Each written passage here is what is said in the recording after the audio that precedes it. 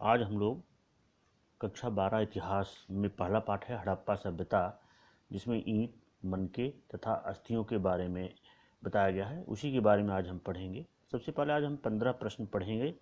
हालांकि कहने के लिए तो 15 प्रश्न हैं, लेकिन इससे कम से कम 50 से 60 प्रश्न कवर होते हैं, क्योंकि हर प्रत्येक प्रश्न में मैं कम से कम 5-6 चीज़ें आपको एक्स्ट्रा बताऊंगा जो एग्जाम के दृष्टिकोण से आपके लिए बहुत ही महत्वपूर्ण होंगी। तो चलिए शुरू करते हैं। पहला प्रश्न, हड़प्पा में पाई गई लिपि को सर्वप्रथम किसने पढ़ा? इसमें 4 ऑप्शन आपको दिए गए हैं। पहला ऑप्शन है जेम्स प्रिंसेप। जेम्स प्रिंसेप, हम जानते हैं कि जेम्स प्रिंसेप ही पहले व्यक्ति थे जिन्होंने ब्राह्मी व खरोष्ठी लिपि को सबसे पहले पढ़ा, लेकिन ये ऑप्शन आपका सही नहीं है। दूसरा, राखलदास बनर्जी, इनके बारे में भी आपको बता देते हैं कि सन 1922 ईस्वी में इन्होंने मोहनजोदड़ो की खोज की थी, राखलदास बनर्जी ने। तीसरा ऑप्शन है जॉन मार्शल, और जॉन मार्शल जब हड़प्पा सभ्यता की खोज 1921 ईस्वी में हुई तो उसमें एक पुरातत्व विभाग के महानिदेशक थे, लेकिन हड़प्पा में जो लिपि पाई गई उसे अभी तक पढ़ा नहीं जा सका है, इसलिए हमारा ऑप्शन डी सही होगा। चलिए देखते हैं प्रश्न नंबर 2। हड़प्पा लिपि दाएं से बाएं लिखी जाती थी, बाएं से दाएं, या दाएं से बाएं और बाएं से दाएं दोनों तरफ, या इनमें से कोई नहीं। तो हड़प्पा लिपि जो अभी तक पढ़ी नहीं जा सकी है, यह दाएं से बाएं लिखी जाती थी। तीसरा प्रश्न देखते हैं हम। तीसरा प्रश्न है हड़प्पा सभ्यता का काल निर्धारण। हड़प्पा सभ्यता का काल निर्धारण, 4 ऑप्शन दिए गए हैं, ए बी सी डी। इनमें से आपका पहला ऑप्शन सही है, ए। और ए ऑप्शन क्यों सही है इसके बारे में बता देता हूँ कि 2600 ईसा पूर्व और 1900 ईसा पूर्व के बीच माना गया है एनसीईआरटी के किताब के हिसाब से। हालांकि बहुत सारे विद्वानों ने अलग अलग समय दिया है, लेकिन जो एनसीईआरटी ने माना है वो 2600 ईसा पूर्व से लेकर के 2400 ईसा पूर्व के बीच ही इसको माना है। 2600 से 1900 ईसा पूर्व के बीच में इसको माना है। जबकि जो रेडियो कार्बन जो नवीन विश्लेषण पद्धति है उसमें हड़प्पा सभ्यता की जो तिथि मानी गई है 2500 से 1700 ईसा पूर्व मानी गई है, लेकिन एनसीईआरटी ने जो माना है वो 2600 से इसको माना है 2600 ईसा पूर्व से लेकर के आपका 1900 ईसा पूर्व के बीच। चलिए देखते हैं प्रश्न नंबर 4। भारतीय पुरातत्व का जनक किसे कहा जाता है? भारतीय पुरातत्व का जनक किसे कहा जाता है? तो भारतीय पुरातत्व का जनक, इसमें A B C D 4 option है, चारों महान पुरातत्वविद हैं। सर जॉन मार्शल, हम जानते हैं पुरातत्व विभाग के महानिदेशक रह चुके हैं। कनिंघम, इन्हीं को भारतीय पुरातत्व का जनक कहा जाता है। ये एक बहुत ही अच्छे पुरातत्वविद थे। दयाराम साहनी के नेतृत्व में जो हड़प्पा सभ्यता की खोज की गई सन 1921 ईस्वी में, इन्हीं दयाराम साहनी के ही नेतृत्व में इसका उत्खनन हुआ था, खोज की गई थी। हेरोडोटस को हम भारतीय इतिहास का जनक या भारतीय इतिहास का पिता कहते हैं। चलिए देखते हैं प्रश्न नंबर 5। प्रश्न नंबर 5 है कि धौलावीरा तथा लोथल नामक स्थान स्थित है। कहाँ पर स्थित है हमको बताना है। धौलावीरा तथा लोथल नामक स्थान पंजाब, बहुत ही महत्वपूर्ण स्थान है जहाँ पर रोपड़ मिला था हमें। हड़प्पा सभ्यता का एक महत्वपूर्ण स्थान रोपड़ पंजाब से मिला था। हरियाणा में राखीगढ़ी व बनौली स्थान है जो हड़प्पा सभ्यता के 2 महत्वपूर्ण स्थान हैं। राजस्थान में कालीबंगा, जहाँ पर कि जुते हुए खेत मिले हैं राजस्थान में। और डी ऑप्शन है गुजरात में ही धौलावीरा, लोथल और एक और स्थान मिला था सुरकोटदा भी बहुत महत्वपूर्ण स्थान है, क्योंकि यहाँ से हमें अश्व की अस्थियाँ यानी घोड़े की अस्थियाँ हमको प्राप्त हुई थी। हालांकि ये माना जाता है कि हड़प्पा सभ्यता के लोग घोड़े से कम परिचित थे। चलिए प्रश्न नंबर 6। मनके सीप अस्थि तथा मुद्रा का प्रमुख केंद्र था।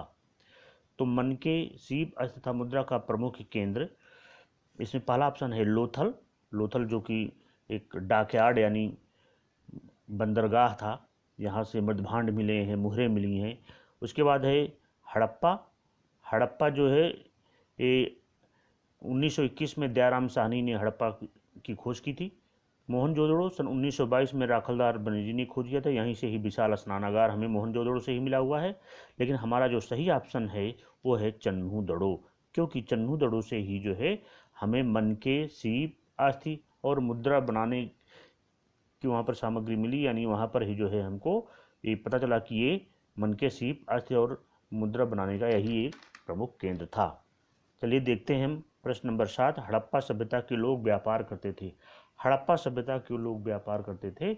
हम हालांकि वो बांट और माप जानते थे, लेकिन उनका जो व्यापार होता था, आदान प्रदान होता था, वो वस्तु विनिमय के द्वारा ही होता था।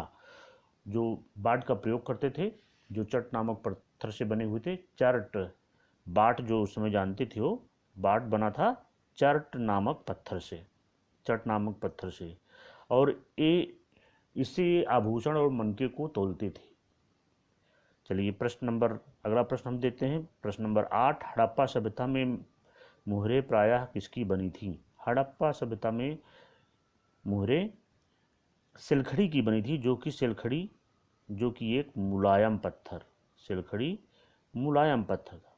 तो मुलायम पत्थर की बनी हुई थी सिलखड़ी, और सिलखड़ी मुलायम पत्थर था, और इसी से हड़प्पा सभ्यता में मुहरें बनाई जाती थी।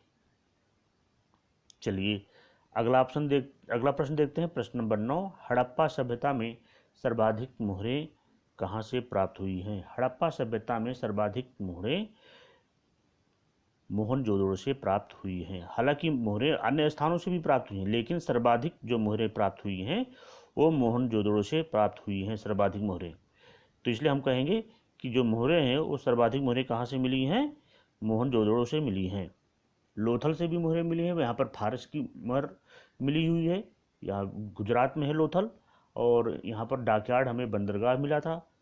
इसके अलावा कालीबंगा में जो है राजस्थान में है, और यहाँ पर हमको दाह संस्कार के बारे में मिलता है, यहाँ पर भी मिली है कालीबंगा में भी, लेकिन बेलनाकार मोहरें मिली हैं। लेकिन सर्वाधिक मोहरें मोहनजोदड़ो से प्राप्त हुई हैं। राखी गढ़ी हरियाणा में एक महत्वपूर्ण स्थान है हड़प्पा सभ्यता का। चलिए देखते हैं अगला प्रश्न। आप सभी को इसी प्रकार के अन्य वीडियो भी मिलते रहें, इसके लिए आप सभी लोग नीचे सब्सक्राइब बटन है उसको दबाएं, बेल आइकन को दबाएं जहां पर घंटी बनी हुई है, इसे लाइक करें और अधिक से अधिक लोगों को शेयर करें। 10। मोहनजोदड़ो से प्राप्त विशाल स्नानागार के जलाशय में जाने के लिए सीढ़ियाँ बनी थीं। तो मोहनजोदड़ो में जाने के लिए जो सीढ़ियाँ बनी थीं वो उत्तर दक्षिण दोनों तरफ से बनी हुई थी वहाँ पर जाने के लिए। अगला प्रश्न देखते हैं। प्रश्न नंबर 11। हड़प्पा सभ्यता में जो सड़कें बनी हुई थी बहुत ही अच्छी यानी व्यवस्थित ढंग से बनी हुई थी, और वह एक दूसरे को समकोण पर काटती थीं।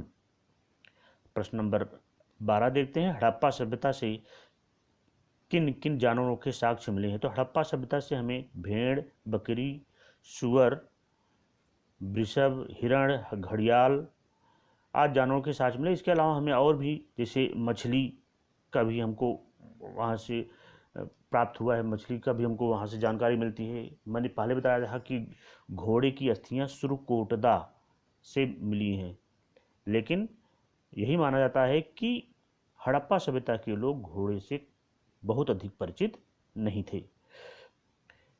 अगला प्रश्न देखते हैं। प्रश्न नंबर 13। हड़प्पा सभ्यता का विकास चारों दिशाओं में कहाँ कहाँ तक था? तो हड़प्पा सभ्यता का विकास पूर्व में आलमगीर तक या उत्तर प्रदेश में है, मेरठ में है यह स्थान आलमगीर।